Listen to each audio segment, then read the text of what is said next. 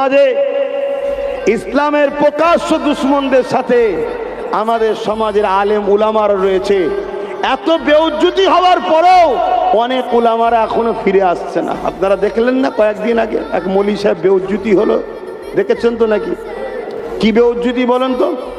তাও পরিবর্তন হতে পারছে না, তাও পরিবর্তন হতে পারছে। তার মানে কি? কপাল ফাটা, শয়তানদের সাথ ছাড়তে পারছে না।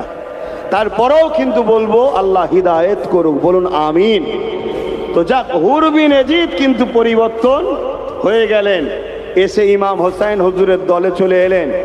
যুদ্ধ যখন শুরু এলো, আরে এসেছিল ইয়াজিদ বাহিনীর পক্ষে, আর যুদ্ধে প্রথমে নামছে ইমামে হোসাইন পাকের পক্ষে। জোরে বলুন সুবহানাল্লাহ।